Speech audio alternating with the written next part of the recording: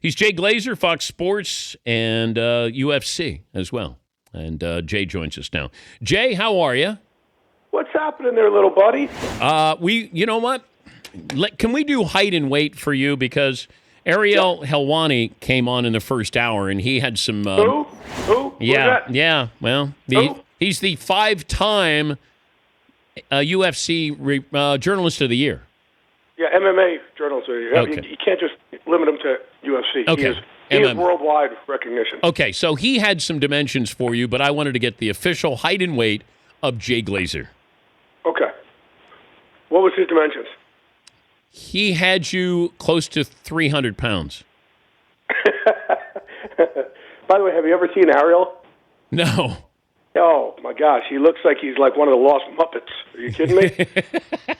All right, height and weight. If Eddie Munster and a Muppet had a kid, that's Ariel. All right, height and weight for Jay Glazer is? 5'7" and 2/8, which would be a quarter, 205. 205. But when I lay down, I'm bigger. Oh, sorry, Dad. If you could have scripted We're Saturday all the night. same height laying down. Some of us are bigger than others. All right, here we go. If you could have scripted Saturday night's results, what would you have scripted? The Misha one didn't surprise me. It really did. It's interesting because, Holly Holm as a fighter, smart decision. It's what you do. You fight. But Holly Holm as a business person, not a smart decision because you really want to hold off and wait for that Ronda Rousey rematch. Cost her a lot of money, but again, as a pure mixed martial artist, I don't know how much she cared about that. I don't know how much you care about the money part of it, and you just care about fighting. And she is definitely, Holly is as close to a pure fighter as you get. That's what she does. That's what she lives for. But as far as Misha is a wrestler. She will grind you, and that's her whole thing is to just try and get that fight later and as late as she can, and she starts sharpening her weapons more and more as the fight goes on. And the great thing about Misha is, at least now, she knows for the rest of her life, no matter whatever happens, she knows what's behind her rib cage. She that fifth round, she had to go for it, and she had to go and change her life and do anything she possibly could, and she did it. And she clamped on to Holly, and there was no possible way she was letting go and obviously choking her out.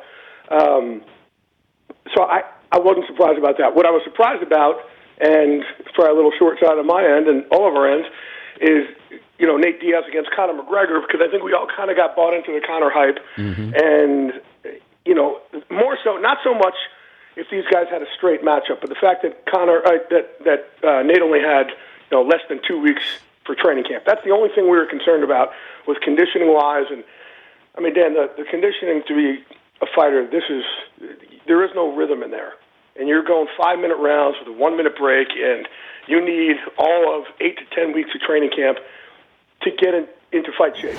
But Nate was smart. Nate, this guy's had 30 fights, and you really can't say enough about, the veteran savvy that he brings. Too much hype around Conor McGregor? No, I think Conor did a good job.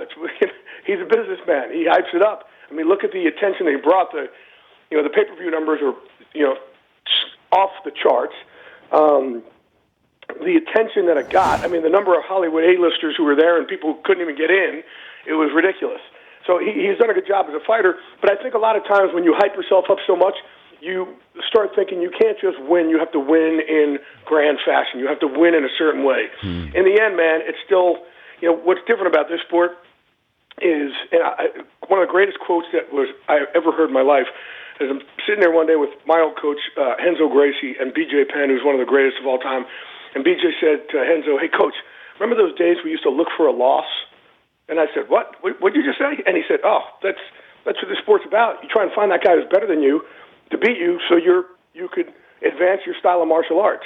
And there's so many other, people in team sports and individual sports who either want to retire undefeated or they want to make sure that they go out there and don't lose. They play not to lose. In this sport, man, of course you don't want to lose, but you advance, you get better.